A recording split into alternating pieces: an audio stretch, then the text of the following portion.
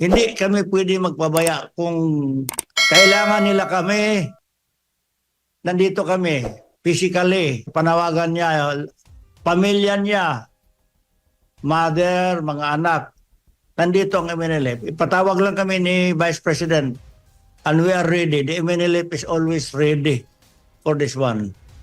Anytime, panawagan, calling all Mindanaoans, especially in Davao City, let's all unite for justice and restore confidence sa ating mga kapulisan, sa police force.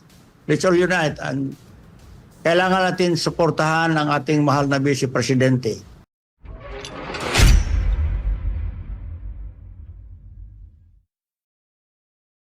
Very obvious ang ginawa na magtanggal ng security para the Vice President will be open to any accident, incident, whatever, vulnerable yan.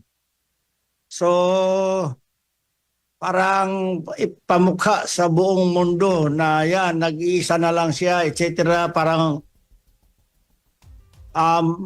matanggalan ng pwersa, talagang vulnerable siya. So it is a violation yan. Pagdating po sa usaping seguridad, ang pangalawang Pangulo po ba ay nakikita ninyo, ma-assess nyo ba na walang banta laban sa kanya? Very obvious. Sa tingin ko lang sa lahat ng nakikinig, Assalamualaikum warahmatullahi ta'ala wabarakatuh. Very obvious ang ginawa na magtanggal ng security para the Vice President will be open to any accident, incident, whatever, vulnerable yan. So, parang ipamukha sa buong mundo na yan, nag-iisa na lang siya, etc. Parang matanggalan ng pwersa, talagang vulnerable siya. So it is a violation yan. Gaano namang kahalaga na yung mananatili sa kanya na security ay meron siyang trust and confidence? Kasi napansin niya, yung pawang mga tinanggal sa kanya, yung matatagal na rin sa kanya, galing sa Mindanao, yun pa yung mga nilipat dito, tapos yung mga meron na mga ibinigay doon, na yung mga natitira, pero hindi siya yung pumili. Gaano kahalaga na meron kang trust and confidence sa yung nakapaligid sa'yo? Number one, pinakamahalaga talaga na yung security mo, trusted mo talaga yan. Mahirap maglagay ng security na wala kang tiwala. So, hindi ka mapalagay talaga dyan.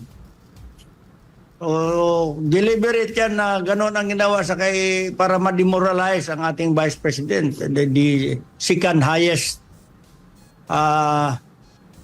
office of the land. Dapat hindi nila ginawa kay Vice President Inday yan. Very obvious talaga.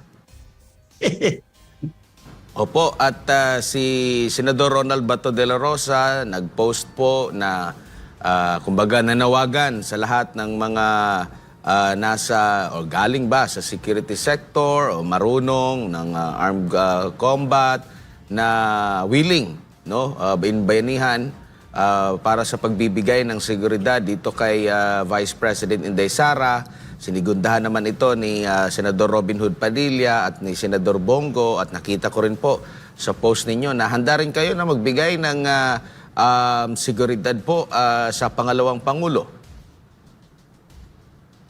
Yes, it is incumbent for us, obligasyon namin. Hindi namin pwede mabayaran ang pag-secure ng mga Duterte sa amir namin, ng aming founding leader, Professor Normiswari, na nandito sa Davao. Malaki ang utang na loob namin sa kanilang pamilya. So, hindi kami pwede magpabaya kung kailangan nila kami, nandito kami, physically, kasama na mga prayers namin, na sana sa panawagan niya, pamilya niya, mother, mga anak.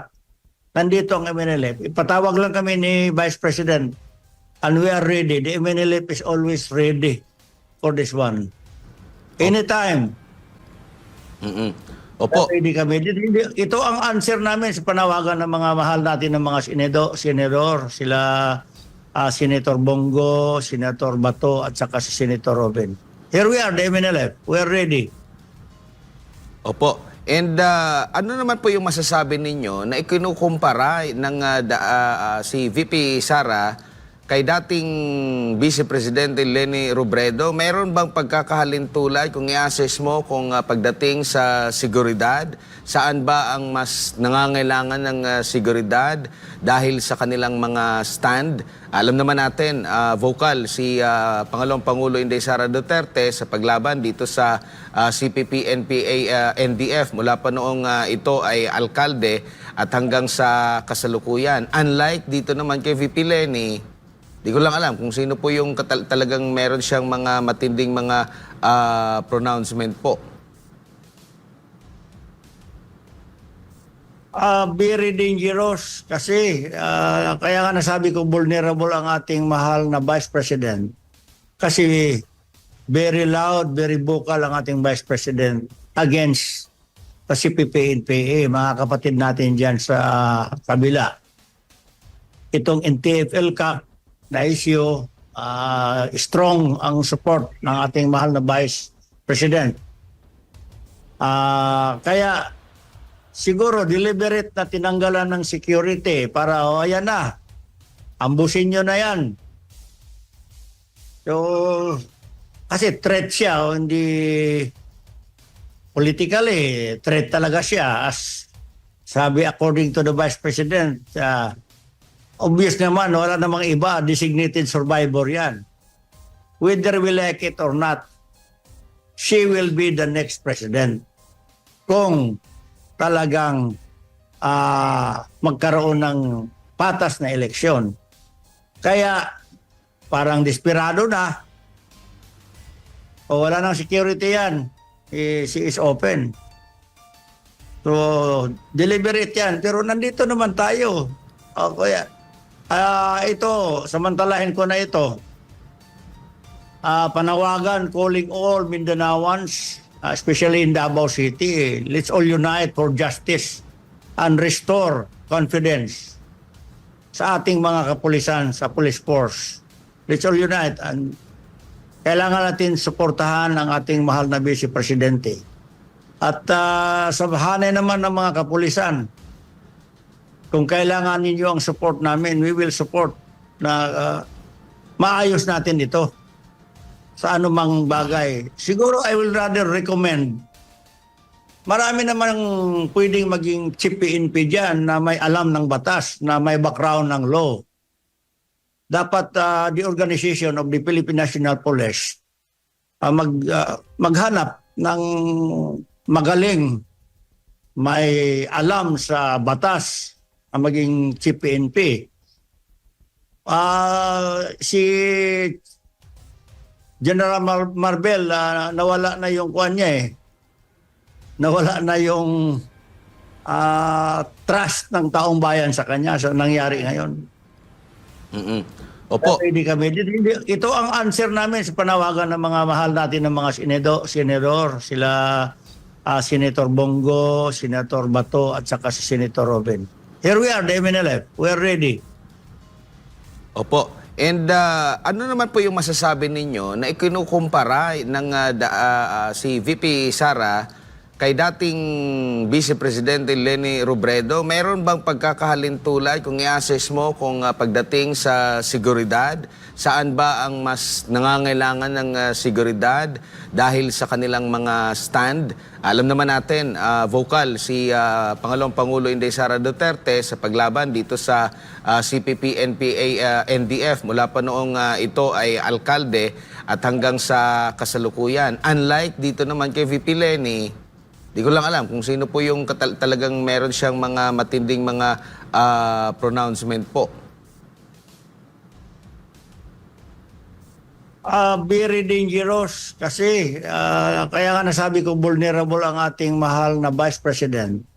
Kasi very loud, very vocal ang ating Vice President against kasi PPNPA, mga kapatid natin dyan sa kabila. Itong NTFL CAC na issue, strong ang support ng ating mahal na Vice President. Kaya siguro deliberate na tinanggalan ng security para ayan na, ambusin nyo na yan. So, kasi threat siya, hindi politically, threat talaga siya. As sabi according to the Vice President, obvious naman, wala namang iba, designated survivor yan. Whether we like it or not, she will be the next president. Kung talagang magkaroon ng patas na eleksyon. Kaya parang desperado na. O wala nang security yan. She is open. So, deliberate yan. Pero nandito naman tayo. O kaya, ito, samantalahin ko na ito. Panawagan, calling all Mindanaoans, especially in Davao City, let's all unite for justice and restore confidence sa ating mga kapulisan, sa police force. Let's all unite and kailangan natin suportahan ang ating mahal na Vice Presidente. At sa hanay naman ng mga kapulisan, kung kailangan ninyo ang support namin, we will support na maayos natin ito sa anumang bagay. Siguro I will rather recommend, marami namang pwedeng maging chief PNP dyan na may alam ng batas, na may background ng law. Dapat the organization of the Philippine National Police maghanap ng magaling, may alam sa batas ang maging chief PNP. Si General Marbel, nawala na yung kuwan niya eh. Nawala na yung trust ng taong bayan sa kanya sa nangyari ngayon.